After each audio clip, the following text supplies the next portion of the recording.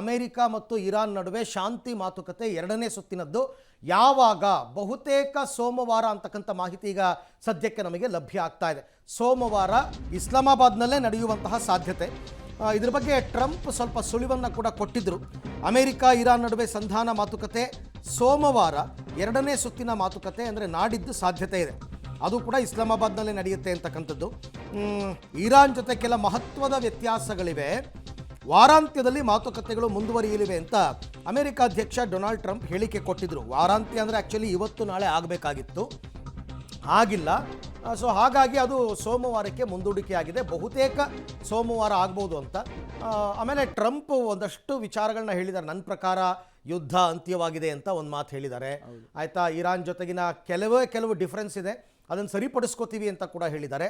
ಎಲ್ಲರೂ ಕೇಳ್ಕೊತಾ ಇರೋದು ಎರಡನೇ ಸುತ್ತಿನ ಮಾತುಕತೆ ಫಲಪ್ರದವಾಗಲಿ, ಗುಡ್ ನ್ಯೂಸ್ ಬರಲಿ ಜಗತ್ತಿಗೆ, ಎಲ್ಲವೂ ಅಂತ್ಯವಾಗಲಿ ಅಂತ. ಈ ಬಗ್ಗೆ ಮತ್ತಷ್ಟು ಮಾಹಿತಿ ನನ್ನ ಕೊಲೀಗ್ ಶಬೀರ್ ಅವರಿಂದ ಪಡ್ಕೊಳ್ಳೋಣ. ಶಬೀರ್, ಇರಾನ್ ಜೊತೆ ಕೆಲವು ವಿಚಾರದಲ್ಲಿ ಮಾತ್ರ ಭಿನ್ನಾಭಿಪ್ರಾಯ ಇತ್ತು.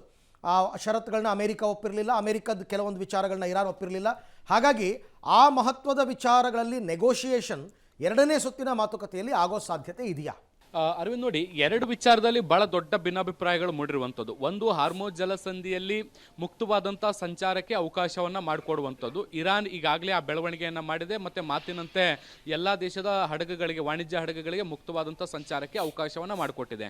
ನೋಡಿ, ಬಹುದೊಡ್ಡ ಚಾಲೆಂಜ್ ಇರುವಂಥದ್ದು ಈ ಪುಷ್ಟೀಕರಿಸಿದ ಯುರೇನಿಯಂ ಏನಿದೆ, ಪರಮಾಣು ಶಸ್ತ್ರಾಸ್ತ್ರಗಳನ್ನು ಬಳಸಲಿಕ್ಕೆ ಅಥವಾ ಅದನ್ನು ಮಾಡಲಿಕ್ಕೆ ಅಂತ ಇರಾನ್ ಸರಿಸುಮಾರು ಒಂದು 450 kg ಯುರೇನಿಯಂ ಅನ್ನು ತನ್ನಲ್ಲಿ ಸಂಗ್ರಹವಾಗಿ ಇಟ್ಕೊಂಡಿದೆ.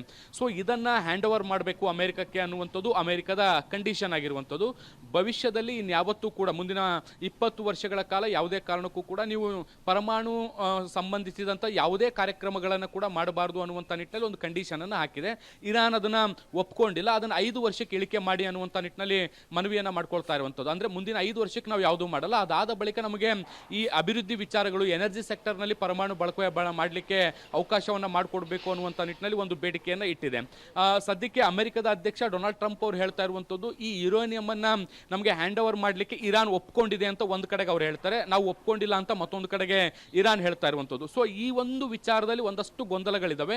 ಬಹುಶಃ ಎರಡನೇ ಸುತ್ತಿನ ಶಾಂತಿ ಮಾತುಕತೆಗೆ ಕೂತಂತ ಸಂದರ್ಭದಲ್ಲಿ ಈ ವಿಚಾರಕ್ಕೆ ಸಂಬಂಧಪಟ್ಟಂತೂ ಕೂಡ ಒಂದು ಕನ್ಕ್ಲೂಷನ್ಗೆ ಬರುವಂತ ಸಾಧ್ಯತೆಗಳಿದ್ದಾವೆ. ಇದರಲ್ಲಿ ರಷ್ಯಾ ಕೂಡ ಇಂಟರ್ಫಿಯರ್ ಆಗ್ತಾ ಇರುವಂಥದ್ದು. ಈ ಒಂದು ಯುರೇನಿಯಂ ಅನ್ನ ನಾವು ಪಡಿಲಿಕ್ಕೆ ಸಿದ್ಧ ಇದ್ದೀವಿ ಮತ್ತೆ ನಮ್ಮ ದೇಶದಲ್ಲಿರುವಂತಹ ಎನರ್ಜಿ ಸೆಕ್ಟರ್ ಅಲ್ಲಿ ಅದನ್ನು ನಾವು ಬಳಕೆ ಮಾಡ್ಕೊಳ್ತೀವಿ ಅನ್ನುವಂಥ ನಿಟ್ಟಿನಲ್ಲಿ ಒಂದು ಸ್ಟೇಟ್ಮೆಂಟ್ ಅನ್ನು ಕೂಡ ಕೊಟ್ಟಿರುವಂಥದ್ದು. ಸೊ ಈಗ ಇರಾನ್ ಈ ಒಂದು ಯುರೇನಿಯಂ ಅನ್ನ ರಷ್ಯಾಕ್ಕೆ ಕೊಡುತ್ತಾ ಅಥವಾ ಅಮೆರಿಕಕ್ಕೆ ಹಸ್ತಾಂತರ ಮಾಡುತ್ತಾ, ಅದರಿಂದ ಮಾತುಕತೆಯ ಮೇಲೆ ಆಗಬಹುದಾದಂಥ ಪರಿಣಾಮಗಳೇನು ಅನ್ನುವಂಥದ್ರ ಬಗ್ಗೆ ಕೂಡ ಒಂದಷ್ಟು ಚರ್ಚೆಗಳಿದ್ದಾವೆ. ಬಹುಶಃ ಸೋಮವಾರ ಈ ಒಂದು ಸಭೆ ಆದರೆ ಸಭೆಯಲ್ಲಿ ಇದಕ್ಕೆ ಸಂಬಂಧಪಟ್ಟಂತೆ ಒಂದಷ್ಟು ಚರ್ಚೆಗಳಾದ ಬಳಿಕ ಒಂದು ಕನ್ಕ್ಲೂಷನ್ಗೆ ಬರುವಂತ ಸಾಧ್ಯತೆಗಳಿದ್ದಾವೆ. ಇರಾನ್ ತೆಗೆದುಕೊಳ್ಳಬಹುದಾದಂಥ ನಿರ್ಧಾರಕ್ಕೆ ಏನಾದರೂ ಅಮೆರಿಕ ಒಪ್ಪಿಗೆ ಸೂಚಿಸಿದ್ರೆ ಬಹುತೇಕ ಶಾಂತಿ ಮಾತುಕತೆ ಯಶಸ್ವಿ ಆಗುತ್ತೆ. ಈ ಕದನ ವಿರಾಮ ಮತ್ತಷ್ಟು ದಿನಗಳಿಗೆ ಮುಂದುವರಿಯುವಂತ ಸಾಧ್ಯತೆಗಳು ಕೂಡ